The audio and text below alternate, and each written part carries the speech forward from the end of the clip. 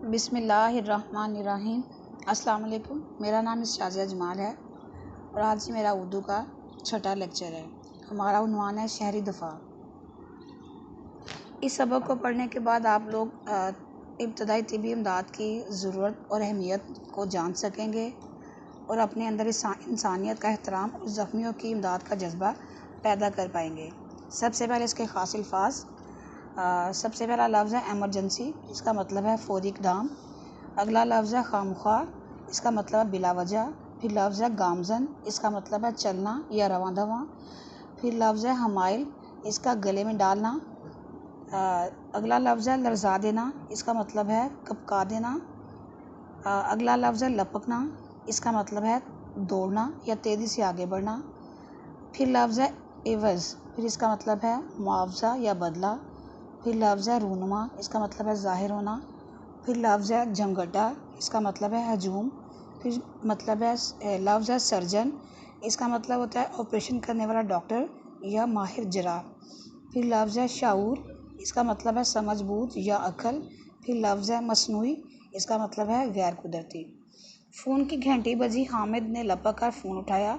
दूसरी तरफ से इसके अब्बा जान की आवाज़ आई कि बेटा आज रात मैं घर नहीं आ सकूँगा क्योंकि शहर की बड़ी मार्केट में बम धमाका हुआ है और अस्पताल में इमरजेंसी लगा दी गई है। उस दौरान इसकी अम्मी भी आ गई। हामिद ने पूछने पर बताया कि अब्बा जान का फ़ोन था। वो कह रहे थे कि बम धमाके की वजह से अस्पताल में इमरजेंसी लगी हुई है, जिसकी वजह से वो रात को घर नहीं आ सकेंगे। हामिद ने सोचा कि धमाका करने वाले किस कदर जालिम लोग हैं, बिला वजह बेगुनाह शहरियों को हलाक कर रहे हैं। उसने अम्मी से पूछा, ये कौन लोग हैं, ऐसा क्यों करते हैं? अम्मी जान ने बताया, बेटा ये मुल्क और कौम के दुश्मन हैं। ये नहीं चाहते कि हमारा मुल्क तरक्की की राह पे चले और खुशहाल बने। हामिद चुपचाप अपने कमरे में चला गया। वो बिस्तर पर लेट गया मगर उसे नींद नहीं आ रही थी। वो मुसलसल सोचता रहा कि सब क्या हो रहा है। ये कौन लोग हैं जो चंद सिक्कों के बदले कीमती जानें ज़ाया कर देते हैं। दूसरे रोज़ शाम की चाय पर इसकी अब्बा जान से मुलाकात हुई। हामिद के पूछने पर उन्होंने बताया कि वो रात भर किस तरह ज़ख्मियों की ऑपरेशन और उनकी मरहम पट्टी करते रहे। हामिद ने अब्बा जान से पूछा, अब्बा जान मैं किस तरह उन लोगों की मदद कर सका हूँ जो बम धमाके में या किसी हादसे में ज़ख्मी हो जाते हैं। अब्बा जान ने उसे बताया कि इसके लिए उसे इब्तदाई तिब्बी इमदाद की ज़रूरत पड़ेगी और उसकी तरबियत लेनी पड़ेगी। इब्तदाई तिब्बी इमदाद जो है ना वो ज़ख्मियों को फ़राहम की जाती है। शहरी दफ़ा के इरादे से इब्तदाई तिब्बी इमदाद की तरबियत फ़राहम करने का माकूल इंतज़ाम कर रखा है। हर सेहतमंद शख्स को रज़ाकाराना तौर पर इसकी तरबियत हासिल करनी चाहिए। हमारे यहाँ इब्तदाई तिब्बी इमदाद का शऊर बहुत कम है, जिसकी वजह से हादसात में ज़ख्मी होने वाले अफराद बर वक्त तिब्बी इमदाद ना मिल सकने की वजह से मौका पर दम तोड़ देते हैं या फिर उम्र भर के लिए माजूर हो जाते हैं। हमें ऐसे मौका पर क्या करना चाहिए? हामिद ने पूछा। अब्बा जान बोले, पहले तो हमें ऐसे हादसात की रोकथाम के लिए अपने इर्द गिर्द नज़र दौड़ानी चाहिए ताकि हमारा मुल्क दुश्मन ऐसी हरकत ना कर सके। दूसरा, कहीं इस तरह का कोई हादसा रूनमा हो तो वहाँ जो हजूम नहीं बना लेना चाहिए। इससे ज़ख्मियों की इब्तदाई तिब्बी इमदाद में रुकावट पैदा होती है। हंगामी हालात में इमारतों को खाली करने के लिए रास्तों का तयन लाजमी करना चाहिए। इनसे आम लोगों की आगाही अशद ज़रूरी है। आग के बुझाने वाले आलात का इमारतों में भी होना बेहद ज़रूरी है। ज़ख्मियों को खुली और ताज़ा हवा में लाना चाहिए। हादसे में बाज़ दफ़ा लोगों की हड्डियां टूट जाती हैं। अगर बाजू की हड्डी टूटी हो तो कपड़े से एक तिकोनी पट्टी बांधकर बाजू के गले में हमाइल कर देना चाहिए, उसको गले में बांध देना चाहिए। इसके अलावा लकड़ी की छोटी छोटी तख्तियाँ टूटी हुई हड्डी के अतराफ में रखकर ऊपर पट्टी लपेट दी जाए ताकि टूटी हुई हड्डियों को सहारा मिल जाए। अगर जिस्म के किसी हिस्से से खून बह रहा हो तो कपड़े की गद्दियाँ ठंडे पानी में भिगोकर जख्मों के ऊपर रखी जाए ताकि खून का खराज बंद हो जाए, यानी खून का निकलना बंद हो जाए। अगर किसी के कपड़ों में आग लगी हो तो दोनों हाथों से चेहरे को ढांप ले और ज़मीन पर लोटना शुरू कर दे। अगर दूसरा आदमी पास हो तो फ़ौरन जलने वाले के जिस्म पर कंबल, रज़ाई, खेस, दरी या कोई मोटा कपड़ा डाल दे।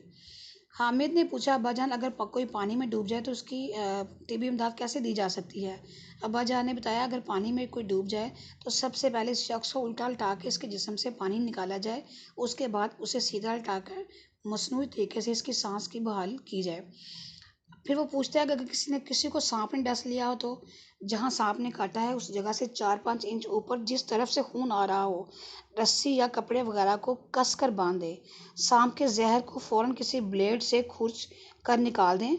मुतासरा जगह को साबुन और पानी से धोएं और मरीज को वक्त ज़ाया किए बगैर अस्पताल पहुंचा दिया जाए। हामिद अब्बाजान की गुफ्तगू बड़ी दिलचस्पी से सुन रहा था। अब्बाजान ने गुफ्तगू ख़त्म की तो कहने लगे, अब्बाजान, इब्तदाई तिब्बी इमदाद देना कुछ ज़्यादा मुश्किल नहीं। अब्बाजान कहने लगे, हाँ बेटा, इब्तदाई तिब्बी इमदाद की कुछ मशक़ें की हों और फर्स्ट एड बॉक्स मौजूद हो तो ये काम ज़्यादा मुश्किल नहीं। हामिद के पूछने पर अब्बाजान ने बताया, फर्स्ट एड ऐसा डिब्बा है जिसमें मरहम पट्टी का सामान यानी रुई का पैकेट, चंद ज़रूरी अक़साम की पट्टियाँ, टिंक्चर, आयोडीन की बोतल, ज़ख्म पर लगाने वाला मरहम और इमरजेंसी में दी जाने वाली अद्वियात शामिल हैं। फर्स्ट एड बॉक्स हर घर में होना चाहिए।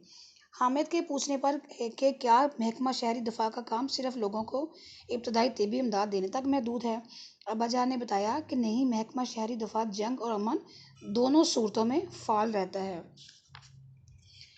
ये महकमा रज़ाकारों को पहरा देने, घरों में ब्लैक आउट करने और हल्के हथियार चलाने की तरबियत भी देता है, जिससे लोगों में हौसला और एहसास ज़िम्मेदारी बढ़ता है और वह अपनी और अपने वतन की तरबियत के लिए कमर बस्ता हो जाते हैं। अब्बाजान, क्या मेरी उम्र के नौजवान भी महकमा शहरी दफा से तरबियत पा सकते हैं? क्यों नहीं, तुम्हें और तुम्हारी उम्र के नौजवान भी महकमा शहरी दफा से तरबियत पा सकते हैं। अब्बाजान, मैं कल स्कूल जाकर अपने उस्ताद से बात करूंगा। अब्बाजान ने हामिद को थपकी दी और कहा, शाबाश हामिद बेटा, शाबाश। इसकी मश्क हम इंशाल्लाह लेक्चर नंबर 7 में करेंगे। शुक्रिया।